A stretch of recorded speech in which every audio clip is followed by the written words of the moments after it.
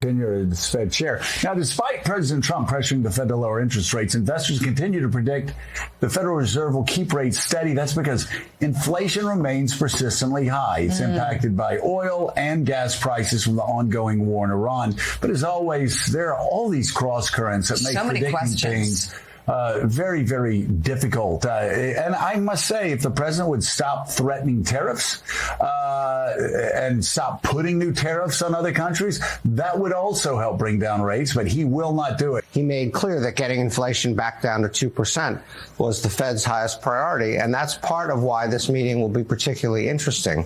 Now, look, the people don't necessarily pay attention every day to the Fed, but the Fed is incredibly important, and what it does with monetary policy represents probably at least half of what makes our economy do well or not so well. But what's happened in the last few months is quite interesting. Some of it has to do with war. Some of it has to do, of course, with the war.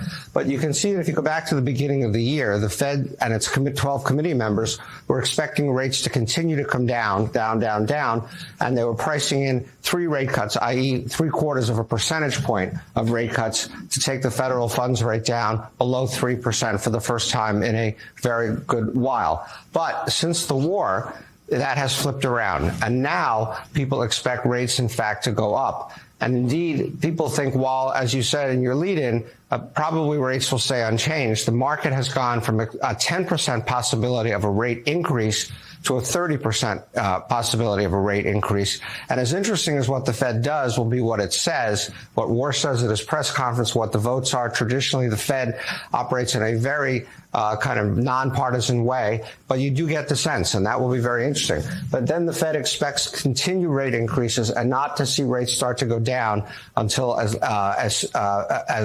the middle of 2027 at the earliest, and be above 4% when you get out here to the beginning of 28. What has obviously also created a lot of inflation is the war. And so you can see that inflation was actually sort of drifting down, and then you had the war and the tariffs, and you can see inflation spiking up here. Inflation has now been above the 2% target for more than 5 years. The Fed, back at the beginning of the year, predicted that inflation would come down to its 2% target, not for a good while, but it would get down there. Then the war started. It said it's going to take longer. Now, as the war drags on, it says it's going to take even longer. So even when you get out to 2029, thanks to the war, thanks to tariffs, inflation is not now projected to be down to 2%. And that's why the Fed is talking about rate increases. Yeah, and Steve, with all that as the backdrop, let's turn to your next chart, which is on the higher cost of borrowing. Yeah, so the Federal Reserve only controls short-term interest rates, like what you get on money market funds and things like that. Long-term interest rates are a function of inflation largely. And so you can see here that the 30-year Treasury, our longest Treasury bond, is now up to 5%. It is above 5% for the first time in quite a good while, except for one little blip here. And so that has helped mortgage rates stay up at 6.58%. You can see that. This spread is pretty narrow. You can imagine mortgage rates going even higher. But the other thing to worry about is when you adjust Treasury rates for inflation, what has been happening is that the Treasury rates have gone up, adjusted for inflation. And that's a sign that the bond market is quite worried about the state of federal finances, in large part because of debts and borrowing. So here's what the federal government borrows every year. You can obviously see, go way back when it was borrowing a tiny amount of money. You can see what's been happening. What the several administrations have done is borrow for shorter and shorter periods of time because it's cheaper and it helps make the deficit look smaller. But now that bill is coming home to roost. The government is going to have to borrow $8.3 trillion with a T dollars this year. And that is obviously a huge amount of money relative to anything it's borrowed in the past. Why does it have to borrow all that money? Because, of course, of what I said about the term of treasuries, but also because of the deficit. So Trump, of course, promised to cut the deficit, but in fact, it's going up. It's going to go from $1.8 to $1.9 trillion this year. It's going to stay there. And then, according to the Congressional Budget Office, it's going to continue to climb to $2.5 trillion. This is the highest deficit as a percentage of GDP that we see outside of a recession or a COVID type of crisis. This is an extraordinary level of deficit to be running in a reasonably healthy, low unemployment economy. Cage, Friday, 31 July in the year of our Lord, 2026. Thank you. And I want to get Philip Patrick up here today. Philip Patrick, thank you for joining us.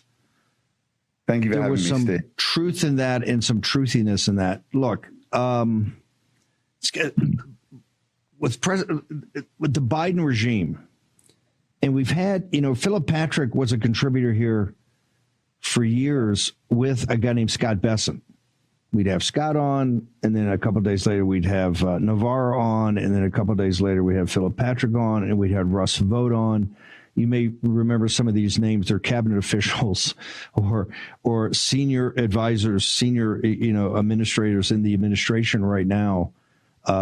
Peter being the most senior of the 12 assistants to the president, which are equivalent like a major general in the Army. Navarro's there. And we talked about the Biden situation when we had the drop in aggregate demand during COVID that had to be bridged. President Trump did that bridge in the summer of 2020. That got us through it. What happened after Biden, the election was stolen, the first thing they did with the support of many Senate Republicans was pass this American Recovery Act or whatever that added another multi-trillion-dollar, I think it's up to $7 trillion of spending. And Philip, as you said, man, this is going to explode inflation. As we said and Navarro said, we were mocked and ridiculed by all these professionals that said, oh, no, they don't know what they're doing. Of course, it lit inflation and it crushed the purchasing power of the dollar, which we now know because the analysis done by Jeffrey Tucker and others wasn't really a drop of 22 to 25% of purchasing power of the dollar in the Biden years, but a 50% drop in the purchasing power of the dollar when you really calculate correctly. Then President Trump gets elected. Philip Patrick, Scott Besson goes from contributor at the War Room to Secretary of the Treasury. Russ Vogt goes from contributor at the War Room to the head of OMB. Peter Navarro goes as a co-host and contributor at the War Room to being this, the senior assistant to the president on all things tariffs and trade. And those three had a plan, and that plan was growth. We were going to have growth.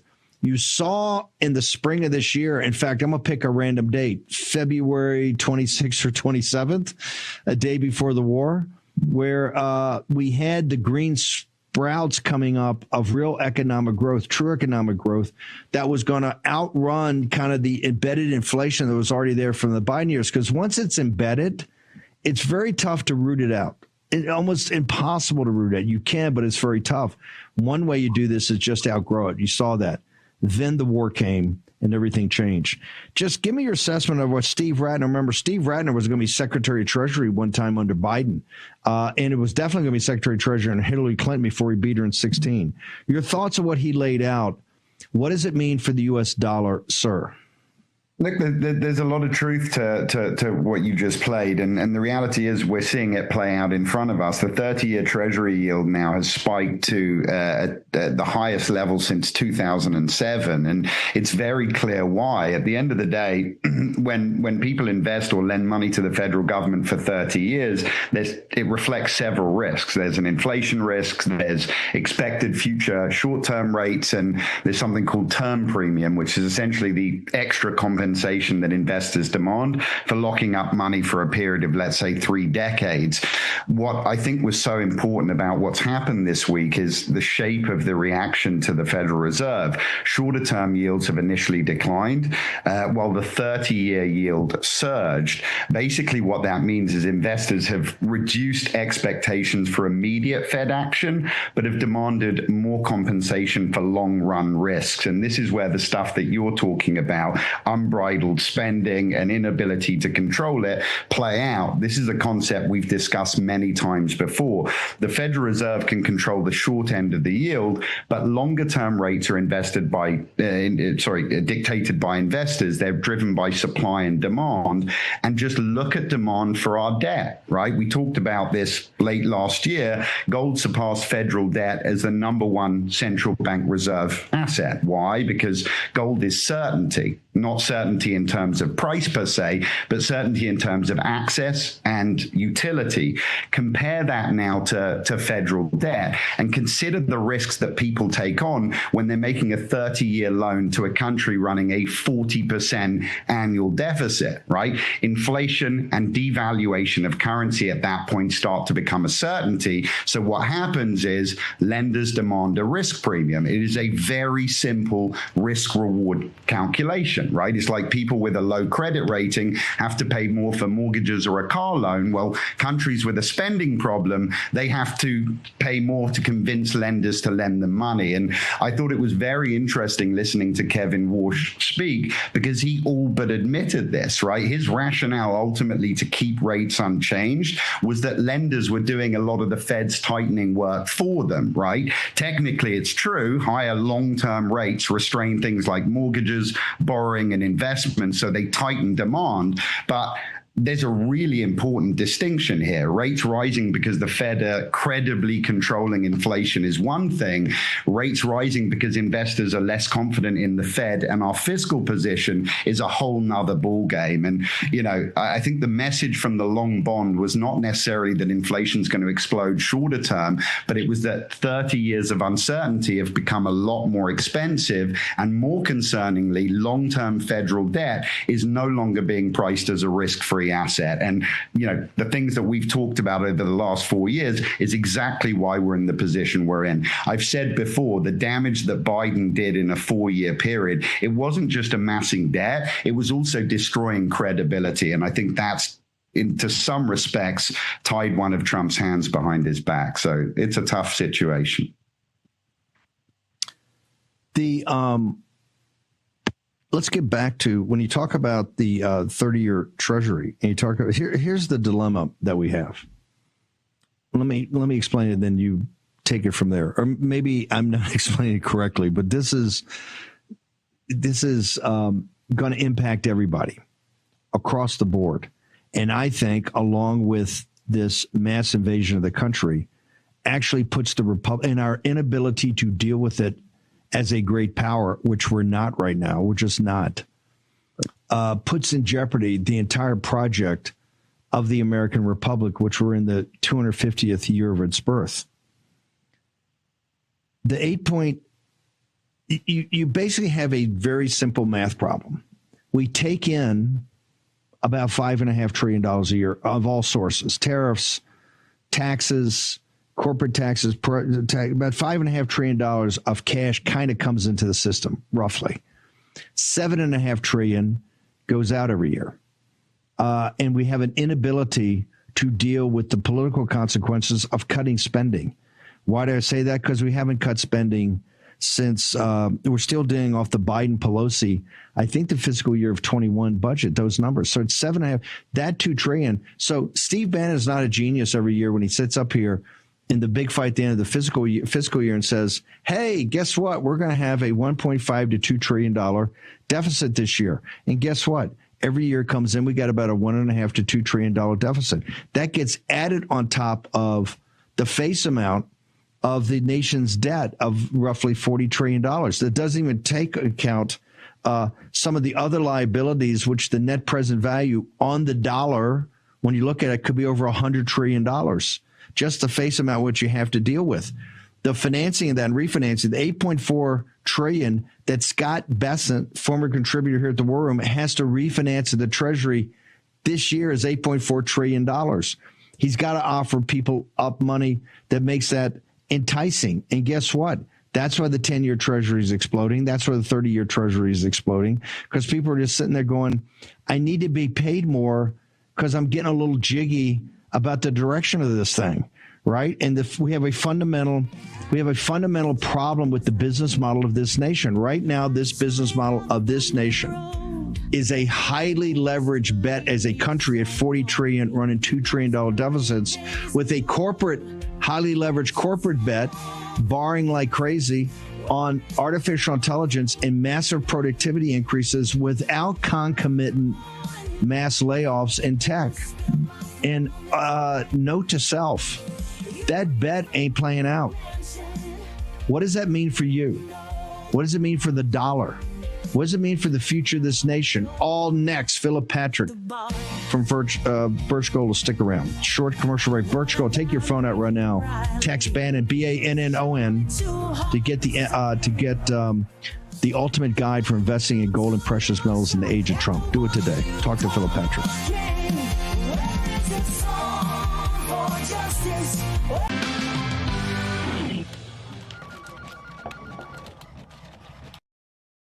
Fatherhood is under attack in America.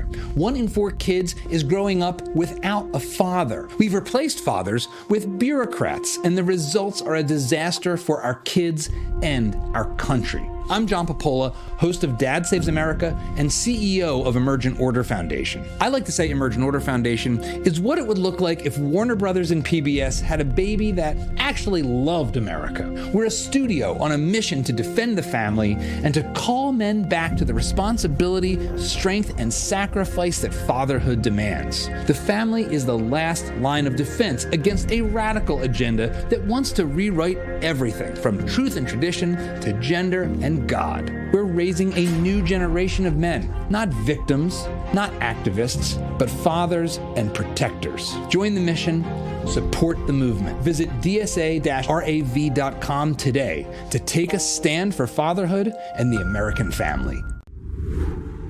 Hi, my name is Tracy L. from Arizona. I don't stink around in the kitchen when it comes to the news. I watch Real America's Voice, which always serves accurate and reliable updates that are on point with their amazing hosts. So don't find yourself in a pickle by tuning into the fake news. Stick with Real America's Voice.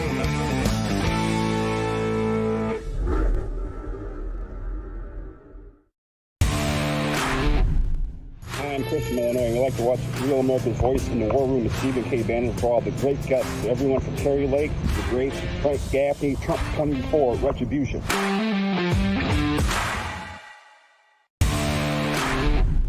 This is Tim King, also known as USS Malik, and I love Real America's Voices for its like-minded programming and the chat.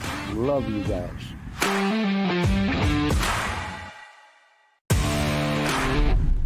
I'm Terry from New Jersey, and I just want to say that I love Real America's Voice. I love you guys.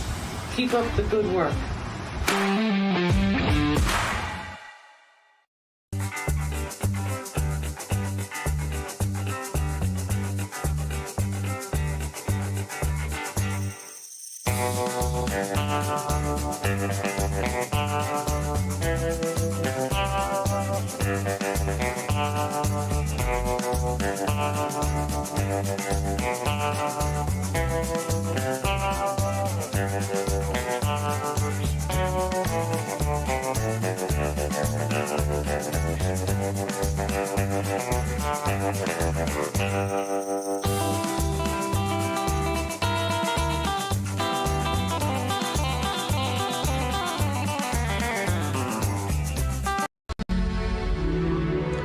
Phillip, punch a hole in my logic, because right now we're like spinning on a wheel, and we're going to do a CR. They're already talking about a government shutdown. What is such a problem with shutting down the government when clearly we can't afford the system we have? The logic is let's shut it down and let's force a crisis and start to restructure things, really restructure it, not these kind of marginal, which we're just doing right now. The status quo, take your number 2 pencil and write this down. The status quo is not sustainable anymore. It's not. We can't sustain it. We have to do a series of parlor tricks. One is that since we're the prime reserve currency, and I would argue that part of the reason that the Middle East war is so big is because part of that is to defend the dollar as the prime reserve currency. I think you have to face the brutal reality of that. And this is why I talk to people. There's huge obligations if you have the prime reserve currency. Of course, if you pulled the plug in the United States right now, we would have if you pulled the plug on us being the prime reserve currency, we would have an economic collapse. Why? Because we couldn't finance this mass amount of debt. Why? Because right now, people got to buy it, although they charge us more, because they need dollars and because we control the system, so we can jam them. If you're Brazil or Argentina or France or England, like England, the reason they're in the jam, the pound ain't the prime reserve currency anymore. So you can't jam them like in the old days. Phillip Patrick, how do we get off the hamster wheel, sir? How we get off the hamster wheel is a very tough question to answer, but what you're saying is absolutely correct. Doing what we've been doing, running $2 trillion annual deficits, is absolutely unsustainable, and the world is screaming that at us now. Look at what's happening with Treasury yields. It becomes very unsustainable. We're bringing in $5.5 trillion. We're spending $7.5 trillion. The annual interest payments on the debt now are about 23% of our total revenue. Well, every 5 months, we're adding another $1 trillion. The world is commanding higher interest to loan us the money. If we carry on at this pace, within a decade, interest payments on the debt will take up 50% of our total revenue, and it's over at that point. The reality is we are at a crossroads. What got us here will not get us any further. So as a nation, we need to start embracing austerity, right? That means lower spending, fewer services, and so on. And we have to decide whether we're willing to sacrifice the dollar's long-term purchasing power. I say we need rapid change, and we need to do it now. Look at how difficult it is for Trump to grow the economy when 25% of our revenue is just going to debt service. And I would argue Biden caused a massive problem, right? He destroyed our credibility, which has a large part to play in borrowing rates shooting up, and he added $8 trillion to the national debt in a 4-year period. It was completely wasteful spending. So if we do not do an about turn, get Congress in order, get spending in order, we're going to be at the point of no return if we're not there already. It's that simple. Can you, and by the way, $7.5 trillion, let me give you a bad news flash. The $7.5 trillion does include the sidebar goodies they come up with, like the cost of this war. Number one, this is why I keep arguing, bang on the table. We need Saudi's money. We need UAE. We need Qatar. All these wealthy monarchies, these corrupt Islamist monarchies in the Middle East, and maybe UAE is not that, but there's still a monarchy there. They got to start stroking checks. Israel's got to stroke a check. Money can't go to them. They got to come back to us, because the deficits I just told you don't include the little excursion we're doing in Iran. That's a whole different sidebar.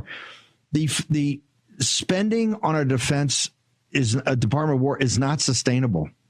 If you're going to be the world's cop, which you shouldn't be, but if you're going to be the world's cop, people that you're protecting on their beat have got to be putting a little something in the till for the effort. They're not. It's not sustainable. Phillip, and by the way, what the BRICS nations are not illogical. Of course, many of the BRICS nations, like the CCPs and back in Brazil, Lula, are the enemies of the United States.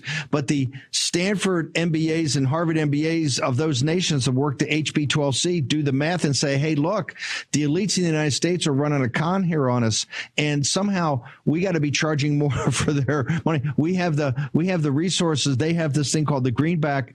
We got to be charging more, or we got to get off and do our own. Somehow do a whole basket of currencies, right? It's not, although a lot of them hate us and want to destroy us, the underlying logic of what they're talking about ain't that far off of being wrong, is it, sir?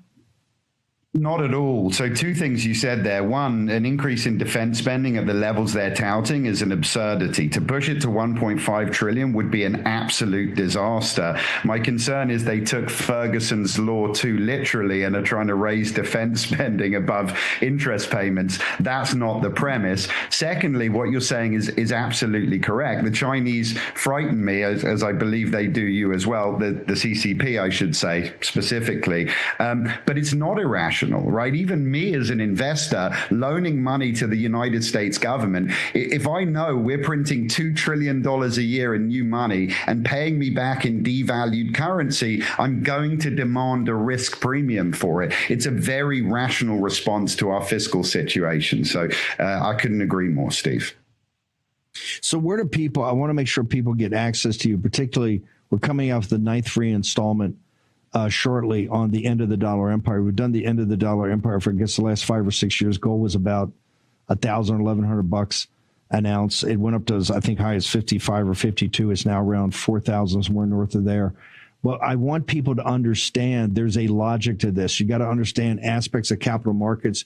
You also have to understand the relationship to fiat currency.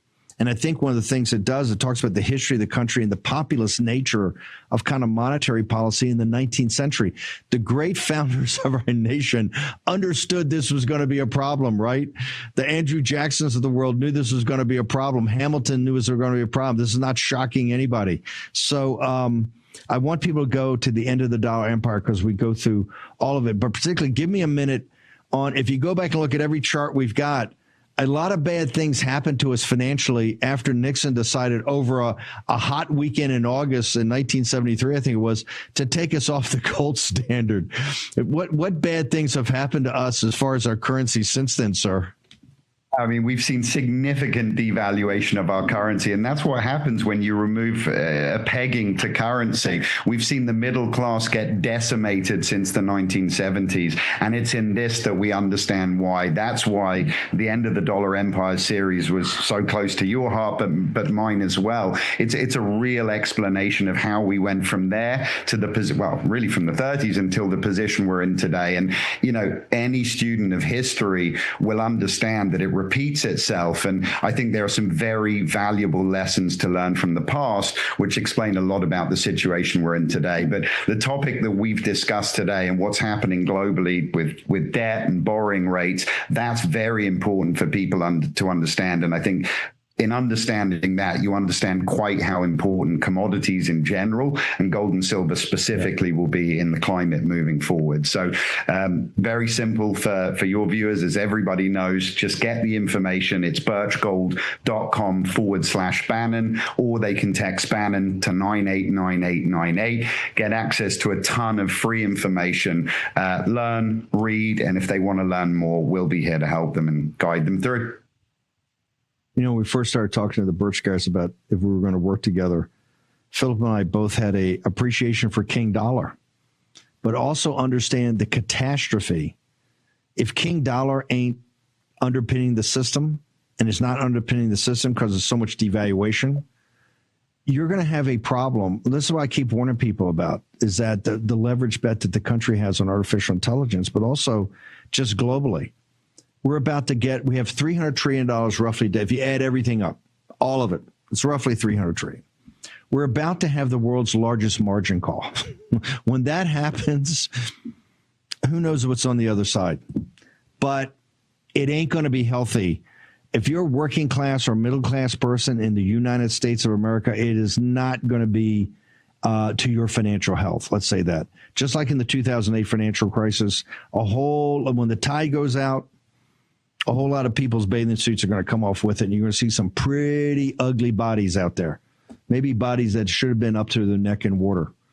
Phillip Patrick, your closing thoughts here, sir, and thank you for coming in on a Friday. I had to do this the end of the week because it's just we're just missing the point so much. This spending is going to destroy us. As Scott said, we don't have a revenue problem. We got a spending problem. But then we got to step up, and we need to show leadership to step up. And you got to make some hard calls. None of this, all the easy choices are decades ago. We don't have an easy choice in front of us. I'm not saying this is painless. All of it has pain, okay? All of it is going to be hard. All of it's going to be tough. That's why the tough people here got to step up to the plate and say, we're going to lead the nation through this. Phillip, where do people go? One last time. Yeah, very simple. birchgold.com/Bannon, or text Bannon to 989898. Get access to a ton of free information. Thank you, brother. Appreciate you doing this. Make sure everybody goes to the Birch Gold. It'd be great for this weekend to get the End of the Dollar Empire to go through it. If you've got questions, get back to Phillip Patrick's team. They got the brochure on investing in gold and precious metal, the age of Trump, all of this. They got tons of information on their site. All free and no obligation. Remember that. All free and no obligation. So check it out, Birch Gold. Nothing could be better for your financial health than to start to immerse yourself and to go up the learning curve. Remember, it's upon you. And once you understand this, things become clearer on government policy of your nation, your community, all of it. Okay. Very proud to announce we're going to have Dr. Yan with us. For those who've been with the show for many years, Dr. Yan was left China and the Chinese Communist Party to come to the United States and tell us about the reality of the bioweapon that was brewed up in these Chinese military labs like Wuhan. Put her life at risk to do it. A true hero and patriot, Dr. Yan, is with us next in the War Room. Open your eyes, no time to be blind. Open your mind to see. We're in a modern day. Holy war coming after your mind to find your soul. Oh, it's true. Modern day. The FBI calls it house stealing, the latest scam where a cyber thief transfers the title of your home. When it's breaking, We're moving. Breaking news. breaking news. News doesn't sleep. At Real America's Voice, we don't get to crash or lose focus. That's why we drink Soldier Fuel and take Go Pills to stay ahead of the chaos, because we do this for you. Go Pills and Soldier Fuel locked in. Go Pills are packed with neurotransmitter support. Soldier Fuel has no sugar, so no crash. Now that's a game changer. Mic on, lights up. Soldier Fuel keeps me dialed right in. Both are used by the U.S. military every day. Built by Patriots for Patriots. And they're now available to you. This is huge. Scan the QR codes below and order your supply today. Hear that pop? So good. Go to buysoldierfuel.com or search on Amazon. This is performance fuel. Clean energy, sharp mind. That's how we do it at RAV. Visit buygopills.com and get 15% off automatically. Go Pills and Soldier Fuel. Let's go.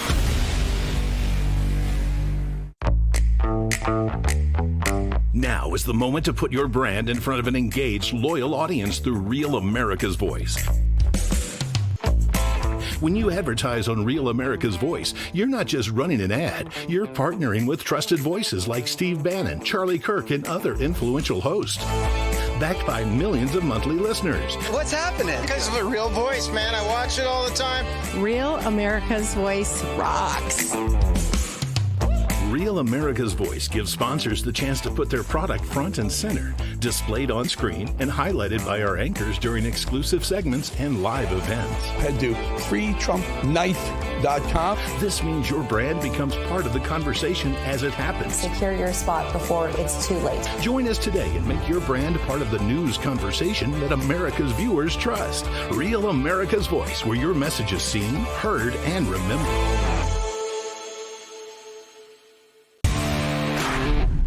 Hi, I'm Bridgie, and why do I love RAV? Well, even out here in the cornfields of Iowa, I still need news I can depend on.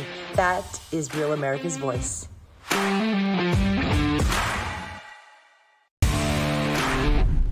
Hi, I'm Bridgie, and why do I love RAV? Well, even out here in the cornfields of Iowa, I still need news I can depend on. That is Real America's Voice.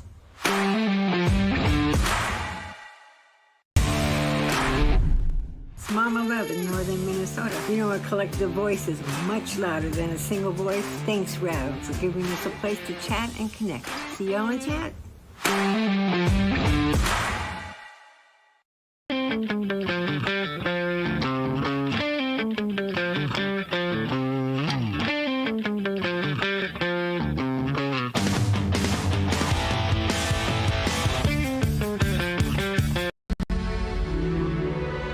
Welcome back. Home title, like I'm sure every dream you've ever had is in your home.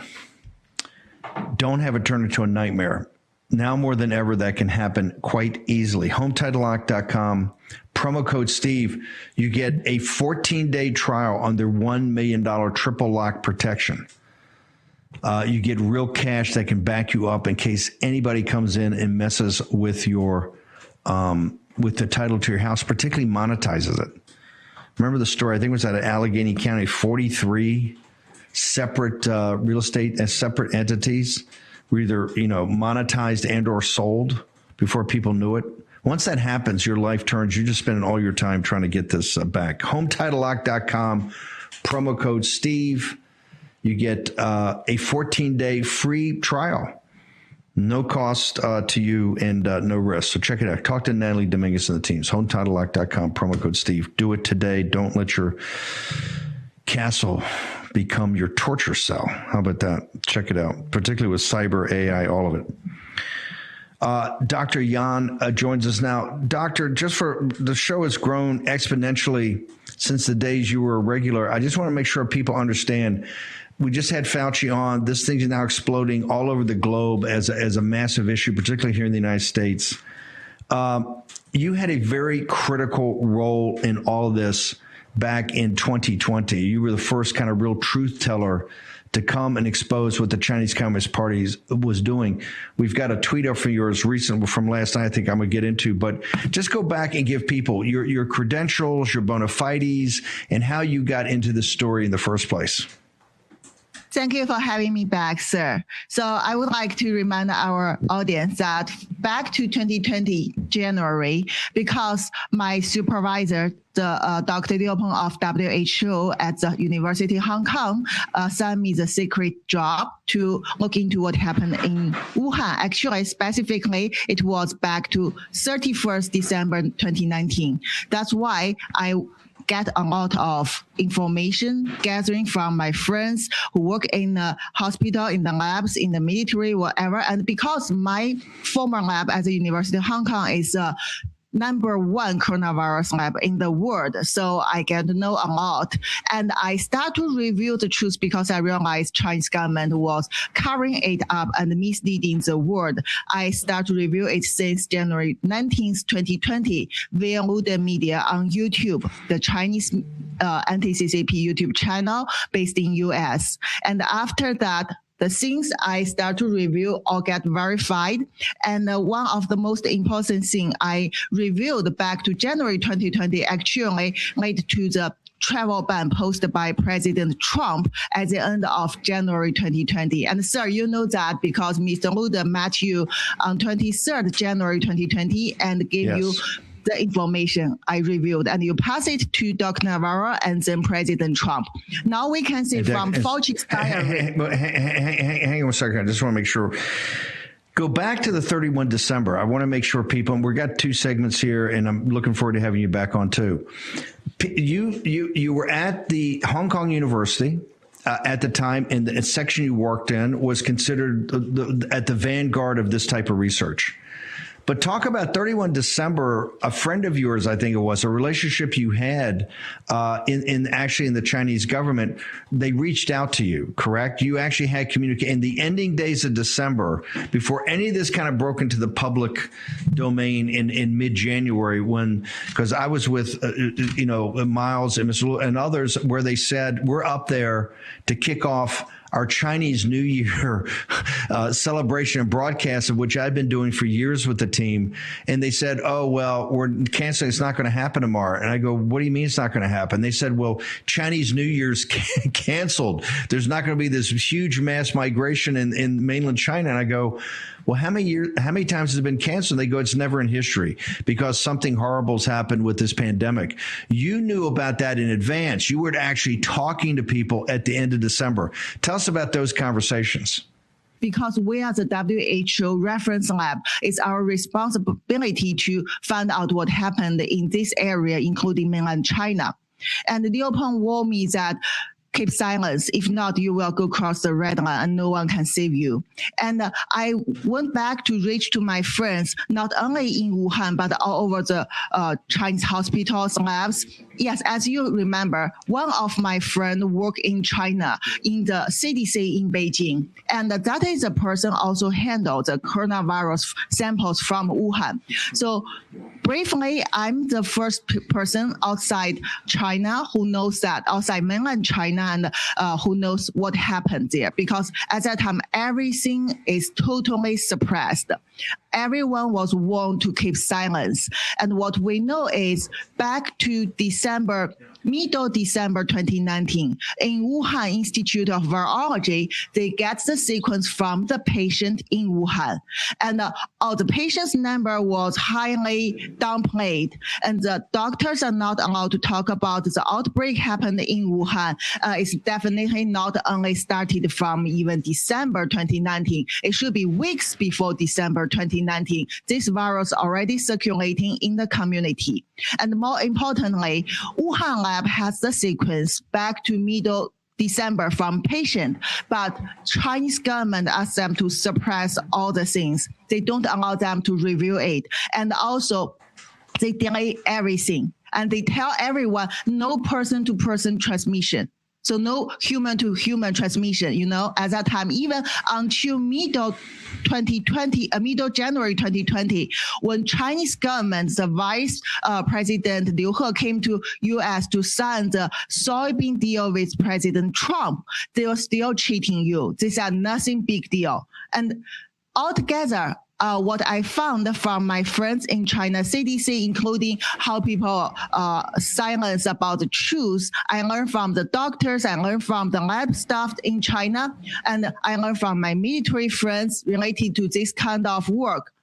I gather the truth that is based on the scientific truth, based on the sequence gene of the virus come from military, come from the including Wuhan lab, because that is part of CCP's military civil fusion network, and that was not accident. This is a fact we need always to emphasize, because it was not accident, not the sloppy work in the lab. It was released intentionally. And at that time, Chinese government are busy with anything to misleading the world. And also, I figure out the real backbone. It's like the fingerprint of the criminal son. The real backbone of the virus is the People's Liberation Army discovered and uniquely owned bad coronavirus they found from East China in 2017 to 2018. They named it as ZC45 and ZXC21. So everything changed based on this live virus. And I have presented the evidence in the 3 year reports. And we have seen that based on the ODNI declassified documents recently, and also the released documents by Rand Paul and other people in the U.S. government and Congress. You're saying what Tulsi Gabbard, hang on, you're saying what Tulsi Gabbard released, right for a second. Hang on for 1 second. I just want to go back in time.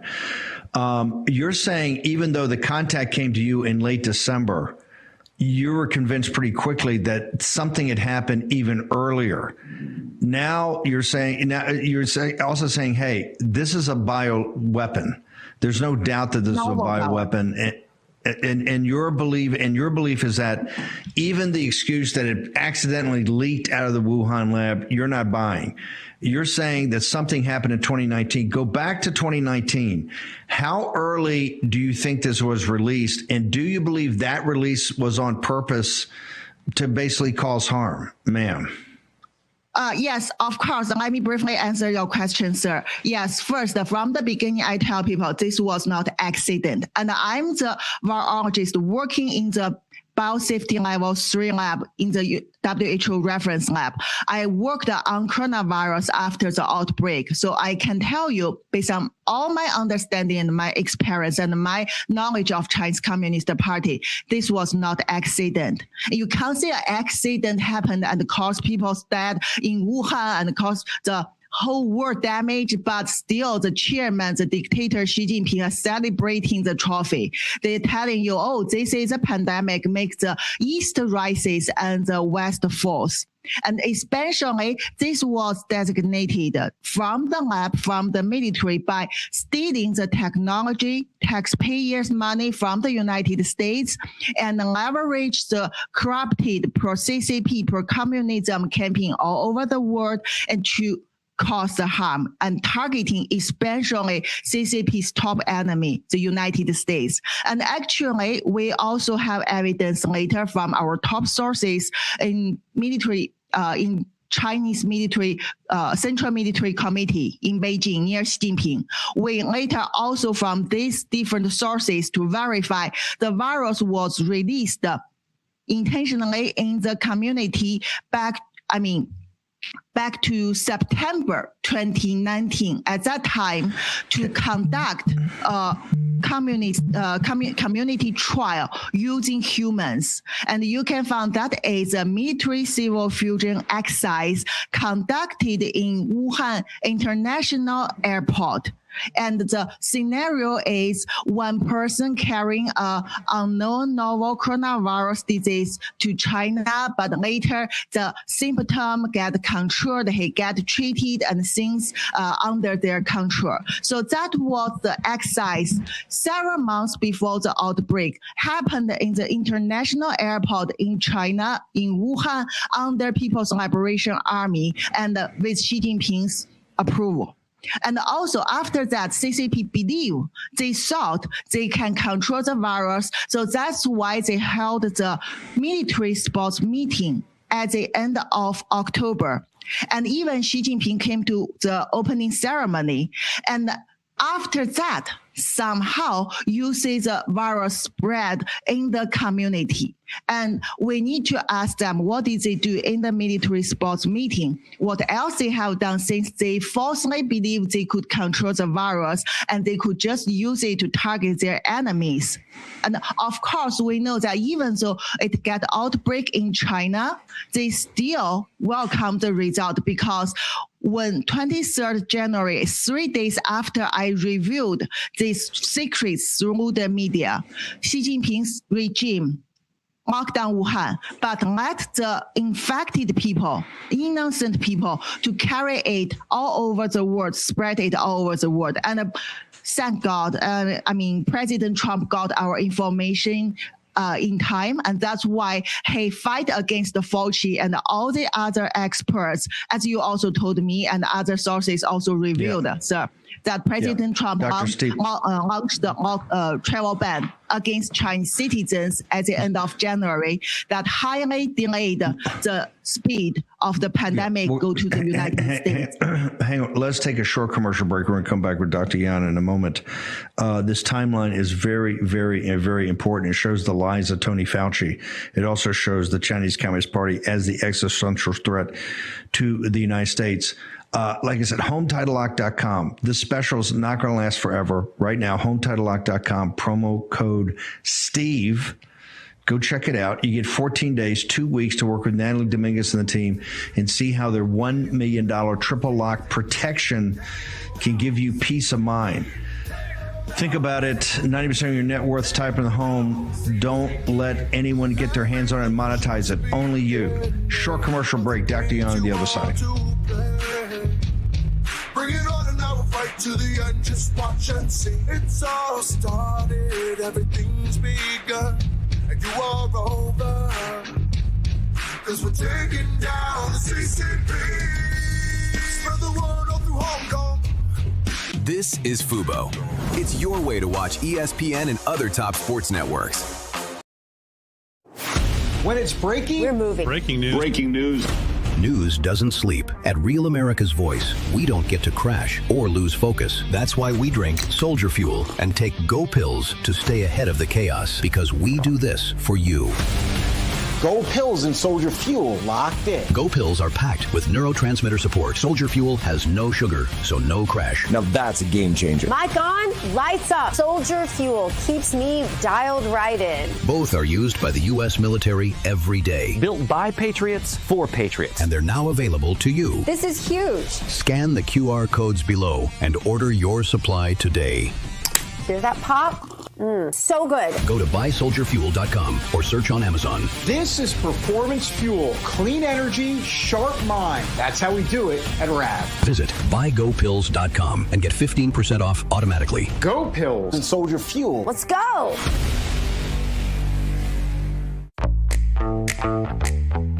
Now is the moment to put your brand in front of an engaged, loyal audience through Real America's Voice.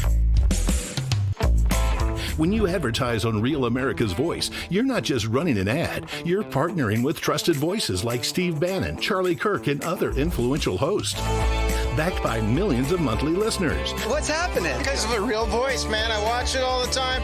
Real America's Voice rocks. Real America's Voice gives sponsors the chance to put their product front and center, displayed on screen and highlighted by our anchors during exclusive segments and live events. Head to freetrumpknife.com. This means your brand becomes part of the conversation as it happens. Secure your spot before it's too late. Join us today and make your brand part of the news conversation that America's viewers trust. Real America's Voice, where your message is seen, heard, and remembered. Hi, I'm Bridgie. And why do I love Rob? Well, even out here in the cornfields of Iowa, I still need news I can depend on. That is Real America's Voice.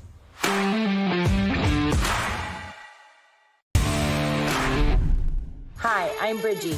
And why do I love Rob? Well, even out here in the cornfields of Iowa, I still need news I can depend on. That is Real America's Voice.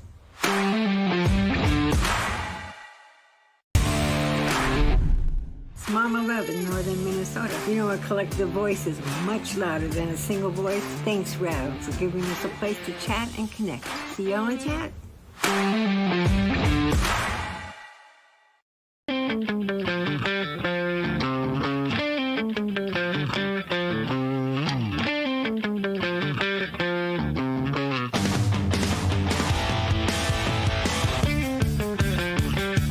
Yeah, I only got a few minutes here, and I'm gonna have you back on. But I just want to make sure I got clear for the audience so they can understand. This was Fauci in the Wuhan lab and his bringing in, talking about gain of function. Is it your knowledge that the Wuhan lab was actually in other military biolabs? Because you're the first one I think that broke on the show years ago that there was something like 15 of these labs around China, and I think 5 of them are at the same level of Wuhan. Was Fauci's involvement in him getting gain of function, was that central to the PLA being able to create these bioweapons, or what they did in 2019 was really before the help they were getting from Fauci? So the first thing is Fauci lies, and we see it from his diary and his hearings yesterday. And I've been told everyone that since 2020. But Fauci's role is play as a bridge or as a key factor in the United States to prevent Americans realize the truth. That's very important. And when we talk about the CCP PLA side, they have their own secrets too. And when we talk about people want to know that Fauci gives this knowledge to China. Not only Fauci involved, but also there are a lot of people pro-communist China inside the U.S. everywhere. So that's why China and the U.S., since they get the diplomatic relationship back to Kissinger's period, China can basically get everything from U.S. You open the door to China. And talking about the bioweapon, these technologies, first, we know Chinese government need everything from U.S. They need your nuclear weapon technology. That's why they stole it and get their nuclear power. They need your AI technology. That's why they ask you to make everything transparent. They need all this kind of scientific technology. That's why they can weaponize everything for unrestricted weapon. So Fauci's role played in the biosecurity and biodefense level. He definitely didn't do what he should do. And he lied to you. That's why you suffered from this novel, non-traditional, unrestricted bioweapon from China. But people's liberation army, even without Fauci. Hang on one second. I just want to go back. You're saying, so I get this timeline. We're going to have you back on. In September of 2019, you're saying they actually did in an airport an exercise to see if the virus itself could go out. Then later, the military games, because a lot of people confuse it that the military games happen in the summer.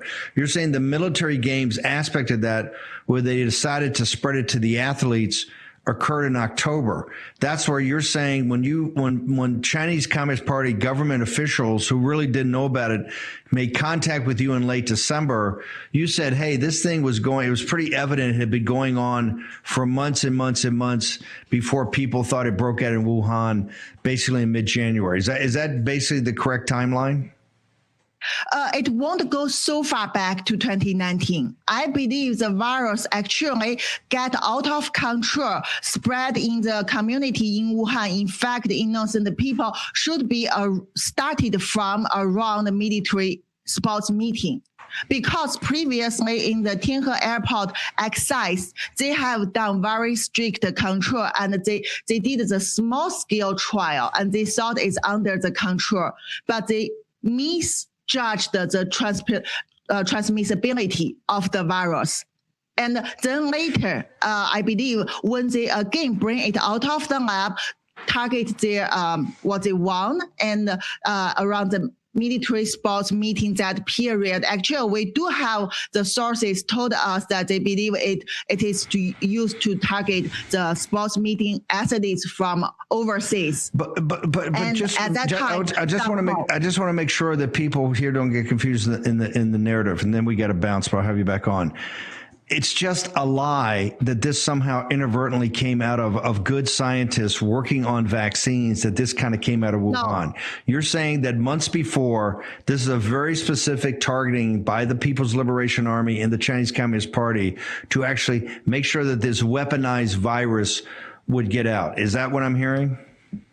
Yes, and our sources in the military also later confirmed to us that they know that CCP conducts human trials using their weaponized pathogen in China, not only in Wuhan, also somewhere else. For example, at the end of 2021, they launched the hemorrhagic fever virus exercise in Xi'an, another huge city, to try the efficiency and the treatment.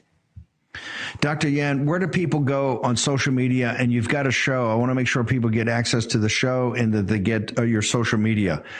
Where do they go? I'm on Twitter, Dr. Li-Meng Yan with Blue Label. And also I host my weekly podcast on America Out Loud, The Voice of Dr. Yan. And I have daily Chinese live stream media on the Dr. Yan Talks on YouTube. Dr. Yan, look forward to having you back. I want to get down. We got to get people back in the mode of thinking about what really happened here and understand this, because right now there's still a state visit with Xi coming to the United States at the end of September. I don't get it at all. If you combine what Bill Gertz is reporting, what John Solomon's reporting, what Dr. Yan's reporting, and I want everybody to go to her Twitter feed because she makes, in no uncertain terms, this is a bioweapon. The Chinese Communist Party is not a peer competitor. They're not a strategic partner. They can't be an ally. They're the existential threat to the United States and folks in the United States. Once again, Birch Gold, I want to thank Birch Gold for sponsoring us in a times of turbulence. And folks, I can only say I think it's going to get more turbulent. You're in a fourth turning, so it's going to get more turbulent. Make sure you go check out with Phillip, Patrick, and the team. I want to thank Phillip for all his support of the show, both coming in as a sponsor for Birch Gold, but particularly his coming in and explaining amazingly these massive debts that we're running up and what's going to happen to the purchase power of the dollar. Got to make sure the BRICS nation is not sitting there telling us what's going on. Take your phone at Bannon, Bannon, 989898. You get the ultimate guide for investing in gold and precious metals. Also, you get access to the End of the Dollar Empire. So go check it out right here. The bound copy. Put your name on the list for this, but we're way behind on that because they sold out immediately. But you get all the free installments if you go now. And with interest rates exploding because of the free market of buying government bonds, this is not even about the Fed. So go check it out. Birchgold.com. I want to thank them, Phillip, Patrick, and the team. Ben Harnwell up next. I'm back. The show tomorrow morning going to be explosive. You don't want to miss it. My favorite show of the week. Saturday morning, 10 a.m. Eastern Daylight Time. Ben Harnwell from Rome next in the War Room. We're united, strong and free. When a cyber thief transfers the title of your home out of your name, it's a race against. When it's breaking, we're moving. Breaking news. Breaking news. News doesn't sleep. At Real America's Voice, we don't get to crash or lose focus. That's why we drink Soldier Fuel and take Go Pills to stay ahead of the chaos, because we do this for you. Go Pills and Soldier Fuel locked in. Go Pills are packed with neurotransmitter support. Soldier Fuel has no sugar, so no crash. Now that's a game changer. Mic on, lights up. Soldier Fuel keeps me dialed right in. Both are used by the U.S. military every day. Built by Patriots for Patriots. And they're now available to you. This is huge. Scan the QR codes below and order your supply today. Hear that pop? So good. Go to buysoldierfuel.com or search on Amazon. This is performance fuel. Clean energy, sharp mind. That's how we do it at RAV. Visit buygopills.com and get 15% off automatically. Go Pills and Soldier Fuel. Let's go. Get Out the Vote by the Truth Bombers. Granddad said freedom's like an old fence line, son. Whether you're rallying the neighborhood, heading to the polls, or standing up for the red, white, and blue, this is the soundtrack for freedom-loving Americans everywhere. Don't wait. Download Get Out the Vote by Truth Bombers right now on all major streaming platforms. Play it loud, share it proud, and let's get out the vote. Get out and vote. Let your voice be heard. More than a bumper sticker or a spoken word. Take a friend, take your wife.